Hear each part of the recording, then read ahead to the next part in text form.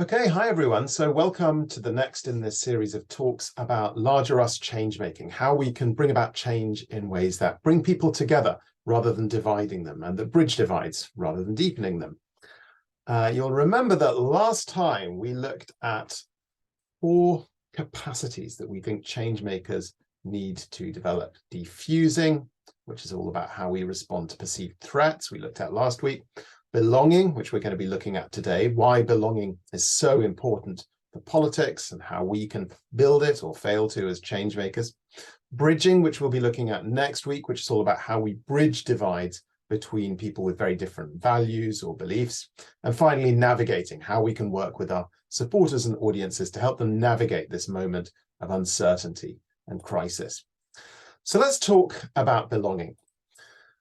And this starts really with the point that at the moment, it's often said that we're living through a so-called epidemic of loneliness. Now, as humans, of course, we're social animals. We're wired to see ourselves as part of groups. And some of the most significant moments in our lives come from those moments where we're part of a larger collective, whether it's with our families or out with our friends and so forth.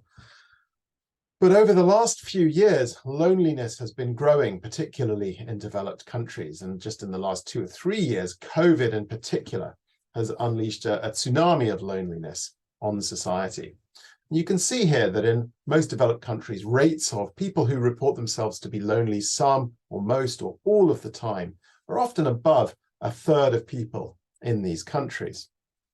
Now, this has all sorts of impacts on our health, both mental and physical. I mean, the mental health toll of loneliness is obvious, but physiologically too, it's sometimes said, this is a kind of factoid that does the rounds, that loneliness is as bad for life expectancy as smoking 15 cigarettes a day. So those are ways that loneliness affects our personal well-being. But what is especially important for us as change makers is that loneliness also has all kinds of political impacts. One of those is that there's quite strong psychological data to show that when we feel lonely, it actually makes us more self-centered as well. We become less good at empathizing with other people, more focused on our own interests. And so, of course, that can show up politically in terms of voting behaviors, for example. But where loneliness gets really serious in the political context is the strong association between the feeling lonely and the risk of getting drawn into political extremism.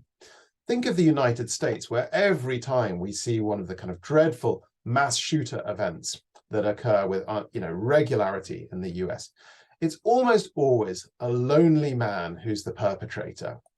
And when you look at extremist networks, like here's the English Defence League here in the UK, or the Proud Boys in the US, or Islamist networks like Hizb ut-Tahrir, these are groups that are very, very good at preying on loneliness and people's need to feel like they belong.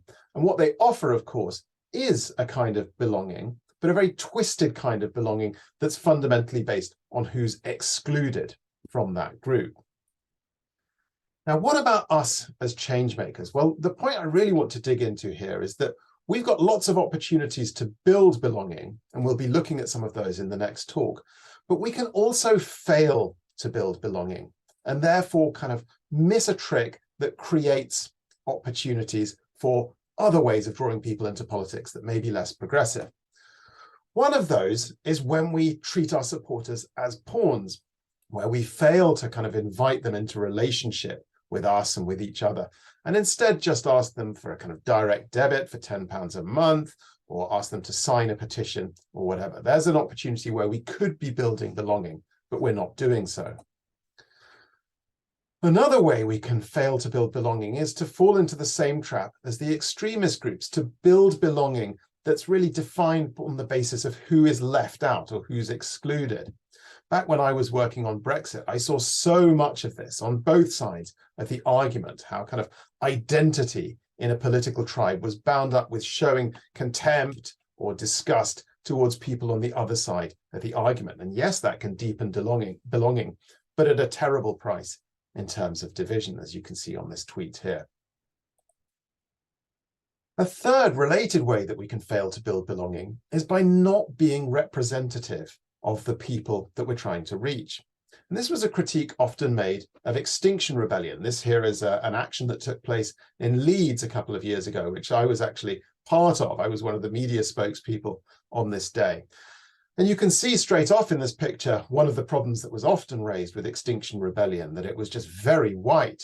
But more than that, it was also kind of very middle class, very much representative of a particular demographic. One person on this action described it to me as, it all looks a bit Glastonbury meets Waitrose, doesn't it? And the point is that when we don't look representative of the people we're trying to reach and persuade, then they will not feel like they belong in our political networks or movements. And that creates another kind of in-group and out-group sort of dynamic we're going to be looking at in more detail next week. And then finally, we can also fail to build belonging when we impose purity tests on people who might be interested in becoming supporters or becoming part of our movements, but we insist on a kind of threshold of ideological purity, like this man here with a placard at the climate summit last year in Glasgow. And this is something that's often seen in activist networks where we believe very passionately in the justice and importance of our cause, but can then find ourselves kind of imposing, as I say, these thresholds on potential new entrants. So those are 4 ways that we can fail to build belonging. And some of the ways that when loneliness and disconnection are allowed to proliferate, that can affect not just our mental and physical health, but also show up politically.